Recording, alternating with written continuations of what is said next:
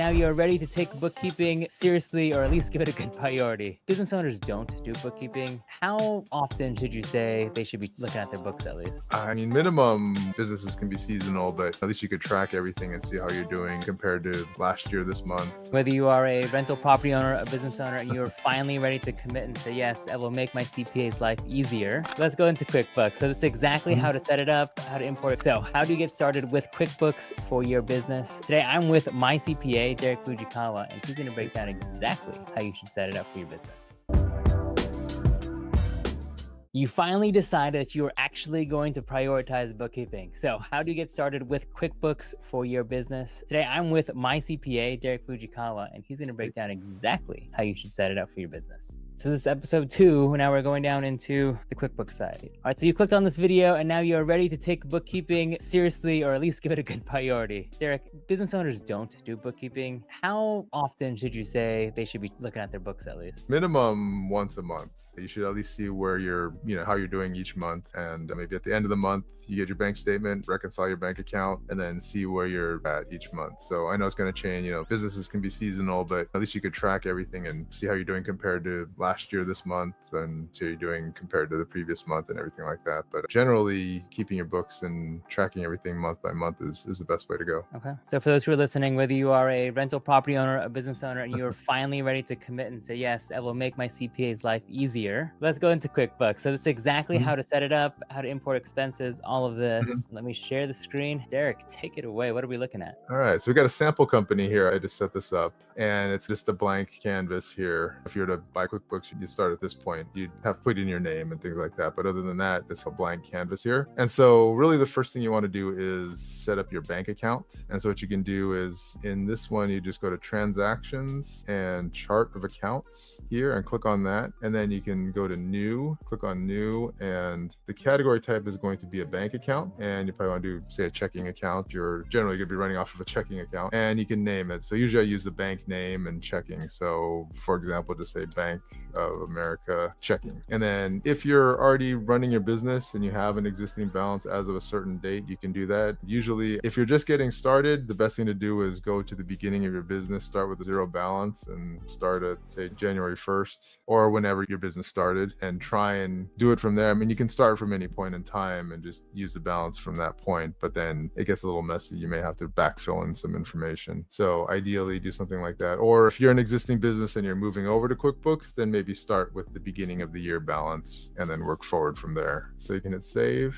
and now you have your Bank of America checking in there, and now that's your base of where you're going to be, say, depositing money, putting expenses in. From there, what you can do, if you go to bank transactions, you can automate things a little bit. You can connect your bank accounts. If you click on this, you can put in Bank of America, and then it'll ask you if you have an online account, you can log in and it'll connect your bank account to your QuickBooks account. What it will do is it will every day just ping your bank account, pull in all the transactions that are coming off the bank statement, which is great, but there's another step to that as well. So it's going to pull everything in, but it doesn't know what everything is. It's just going to pull in the numbers and the description, and then you have to go in and you can set up some rules and things like that, but you have to go in and categorize those transactions. You have to teach it. Yes, it learns pretty fast. So if you have transactions that are recurring every month or every so often, it will see that, and then it'll ask you, hey, do you want to just always categorize this as utilities or always categorize it as a specific category? And if you say yes, then every time it comes in, it'll categorize it for you. It's a great tool. Sometimes it gets it'll start trying to categorize things a little too much, and then it can create a little more work for you where you have to go in and change things back. So you just have to be careful that you don't just blindly click yes, always categorize this as something else. Because if, say, something might be multiple different accounts, then you don't want it to always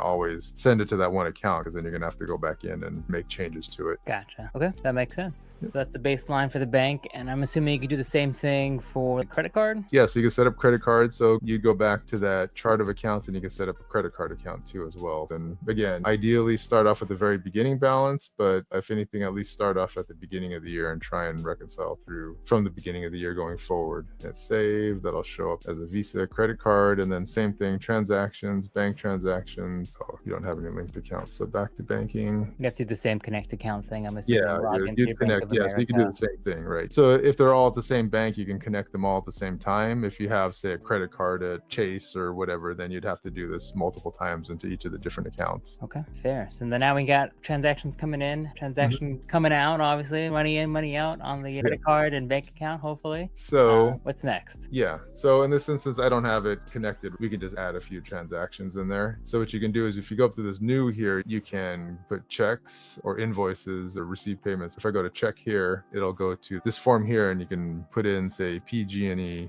Just type that in. And if you don't have it in, you could click add new and create a new vendor for PG&E and then put the date in. If it could be today's date, check number, and then you have to create categories. So you can import a template of income and expenses. This one's kind of a blank one. And so if you have a blank one, you have to just enter them manually. And so in this instance, say PG&E is utilities. There's no utilities. So you could just type it into the category. We don't have it. So we can add a new account. Utilities is an expense account. So we can put it as an expense. Oh, I could find the detail type here. They have some generic detail types. If you can't find what you're looking for, like utilities is probably here because that's a general one. But if you can't find it, there should be like an other expenses or other miscellaneous, and then you can type in the description. But here, if you just put utilities, it'll change that to utilities. Make sure you mark it as an expense and then save and close. You could put a description in if you want. You don't have to in this instance. You could say August electricity and then say it's $150. From there,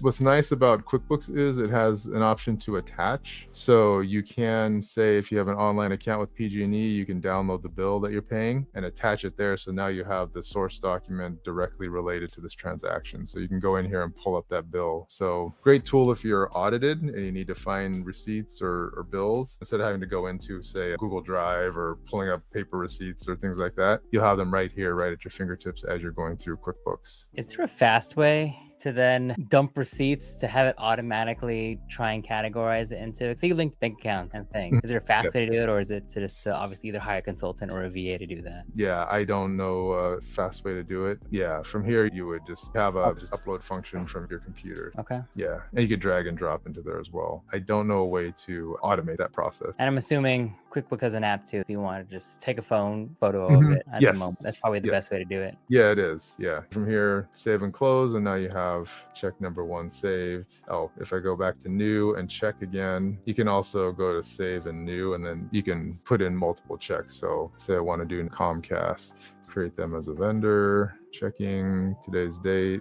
That's going to be internet. We don't have that, so we could set up internet as an expense account. Internet might not be in here. Interest, insurance, no, it's not. So we could put it as other miscellaneous and then put internet. Save that. We could put internet and say that's $200. And if we have a whole bunch of bills we need to enter, then you can click on this little downward arrow and change it to save and new, and now a new check will pop up. You don't have to keep going back to that add button there, and you can X out of here. What are some of the other baseline important features that business owners need to know? Other things, so you can set up invoices. So you can go here, sales, invoices, and you can send invoices to your clients. You can create custom invoices, or it walks you through how you want to send your invoices. You want to print them and mail them? Do you want to email directly from QuickBooks, create a link, different things. So it walks you through. Say you want to print and mail next, and then asks you how you want to get paid. Say you want to check, credit card, bank transfer, cash next, and then it'll ask you what type of business you're in. So it's different. It walks you through a lot of these steps. So it's one nice thing about all this. So let's just skip this. We'll quit. So this is your invoice template here. So you can set up an invoice. You can give the option to pay with ACH or credit card, and that'll all go through the QuickBooks system. That's one piece. The other thing on the setup side, I know I have a lot of real estate investor clients, and I reach out to a lot of real estate investor clients. One of the big things with QuickBooks Online is getting it set up for real estate or different properties. I've had complaints from clients or just people that I know in the real estate community that QuickBooks doesn't work really well with real estate because they don't have a real estate kind of template or one automatically set up. Something that I found out and I use actually for my personal accounting for our properties is you could set up, if you go to this little gear icon up here and you go to accounts and settings and then advanced on the left, there is a section for categories and tracking locations. By default, it's off, but if you click on it, you can turn it on, and then location label, you can label it by property, and then you hit save. Now, when you go in and enter those expenses, we enter a new check. We're paying PG&E. Now there's a location box here, and then you could set add new location, and you can have 123 Main Street.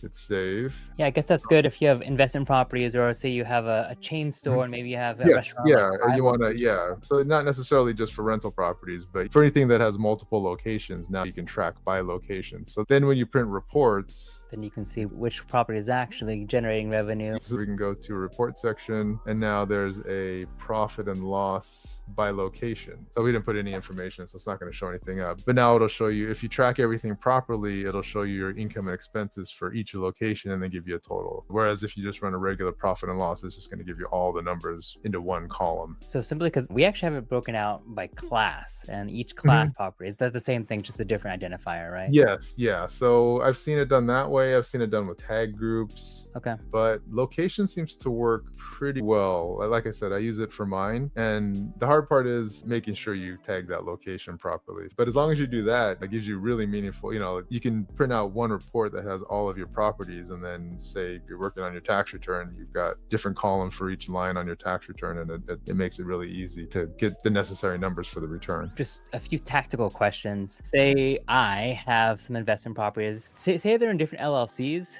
Do I need then a different QuickBooks account for every single LLC? Yes, that is something. So if you have different LLCs or different businesses, then yes, you're going to want to use different books accounts for each one, because they're going to be reported separately. Okay, so if LLC 1 has this property, LLC 2, now I have 2 QuickBooks accounts. I guess you could use this location or class or tag group to do that. Not ideal, especially if you get big enough where you have to report like your balance sheet and everything like that. You can't create a balance sheet by property. You can only do, or by location, you can only do the profit and loss. So it works out with an individual that has multiple properties, or one LLC that has multiple properties. You can separate out all the properties. But if you have multiple LLCs, then it might not work. If you have 4 LLCs and each LLC has 1 property, then it might work, because you can just, then it separates it out. But if you have one LLC with 3 properties, one with 2, one with 5, then it would create a lot of work to try and figure out what goes to which LLC and how to consolidate everything. Okay. But on the flip side, if I have one LLC with then 3 properties, if you use the location thing, then I'm not having to pay for 3 QuickBooks locations. No, correct. Yes, yeah, just the one. I guess another reason to ask a consultant like Derek, a CPA, figure out, do you actually need to open a new LLC or not? And what could be the tax and financial implications of such? Because I know that whether the QuickBooks subscription is one thing, but I'm sure there's some annual filings on top of that are much more expensive that is not worth it. And getting a little into the weeds on the tax side, there's different types of LLCs, right? If you're a single member LLC, it's a disregarded entity and it goes on your individual tax returns. So in that instance, if you had, say, 3 single member LLCs, then doing it this way would be fine. You could just do it all on one QuickBooks account and separate it out by location, because you're basically all going to be reported on your individual tax return. But if you have LLCs with multiple members, then you're going to have to file partnership tax returns. Then you would definitely want to have a separate QuickBooks account for each of those, because they're going to have their own separate accounting. Okay. So if you're a difficult client like me, then I guess you did quickly learn that we need a bunch of QuickBooks accounts. So this is a good intro into QuickBooks. Obviously, it makes it easy for me to be able to go in and just quickly toggle on profit and loss. And that's really all I do, in addition to just what needs to then get identified, because we do all the auto pulls from the bank card. Yeah. And QuickBooks is great. If you watched our previous video with the Excel spreadsheet, QuickBooks does that all automatically for you and creates the financial statement for you that's meaningful, that you can look at and do analysis with, versus either having your accountant do all that work and paying them to do that, or you doing it yourself and spending a ton of time getting it into a meaningful package. Which honestly, I guess it would be cheaper than an hourly rate. And then just like from a consumer side, my plug of why I do like it, obviously you can give your accountant, like I give Derek access to mine, as well as a bookkeeper. So then that way, whoever needs it, my partners can also have access to it. And so we're just in one hub to look at finances, which makes it a world of a difference when it comes to just having transparency across the board. It's great to have real-time access. Yes.